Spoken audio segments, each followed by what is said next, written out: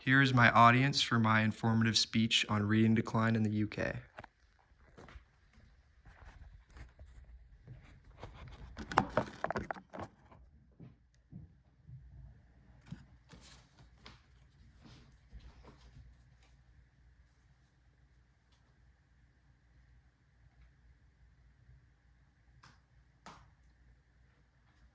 Did you know that 40% of Americans have not read a book within the last year? That wouldn't be true. It was actually 40% of UK residents had not read a single book in the year 2024, according to YouGov. I believe that the UK is facing a reading decline that is very similar to the US. In this speech, I would like to present some of the reasons for that, some of the information surrounding statistics, and who is most likely to be a reader, and what constraints they face that afflicts when and how they read. My first point goes over the lack of time. I believe, just like in the US, UK residents have to work more and they have less time for activities like reading or writing or reading fiction, reading nonfiction. Any kind of reading has gone down just like in the US. It seems that UK residents that have a lot of free time stated they were 25% more likely to be a daily reader, while those who didn't have a lot of free time were 50% less likely to be a daily reader.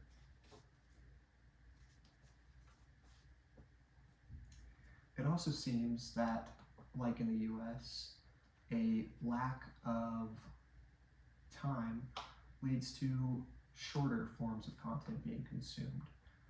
You have the advent of social medias like TikTok and Instagram Reels and YouTube Shorts.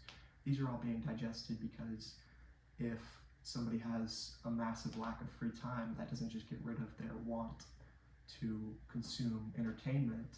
It just has to be used in different outlets like short form content. A statistic from the Reading Agency, company based in the UK that does surveys and polls on UK adults and how many books they're reading and how often they're reading and what reading levels they're at, stated that 61% of lapsed readers struggled because of distractions. So they found themselves not reading anymore because of distractions, and they don't list what distractions are, but that could be other forms of media available that are easier to digest and are more readily available. Moving on, I think one of the other major factors that us here in the States can relate to is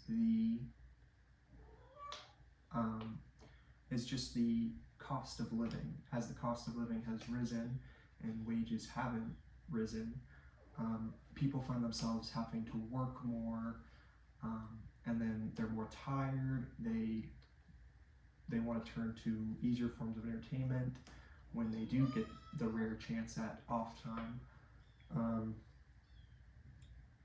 58% of adults that stated they were feeling afflicted by the rising cost of living found that they were 9% less likely to be regular readers. And The Independent stated that 63% of UK residents had to cut back on both food purchases and heating to make sure they could make ends meet. This just goes to show that, I'm sorry about my cat, just please bear with me. This goes to show that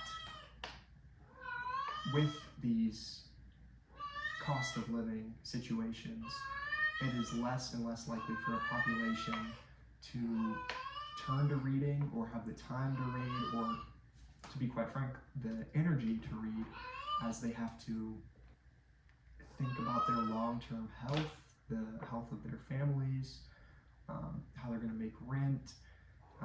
They have to work, usually in a living crisis, you have to work more, more strict long-term working days, and that just in and of itself leads to less time for entertainment or reading. All this to say that Cambridge defines readers as someone who reads for pleasure, especially a person who reads a lot. And UK residents just don't have as much time to be readers. They are, like I said, they are afflicted by how they're going to make ends meet.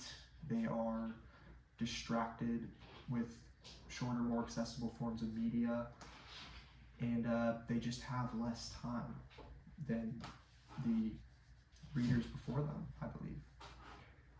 A quote by writer Patricia Yoderwise says, "If we were trying to see other people's perspectives on issues, wouldn't reading fiction be useful to us?" I don't think this extends to only fiction, but I think when we read, we can enter into the lives of other people better.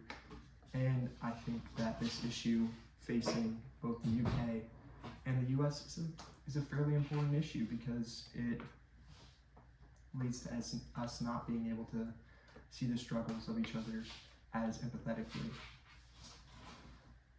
And that is the conclusion of my informative speech. I hope you learned at least a thing or two about the reading decline in the UK, and I would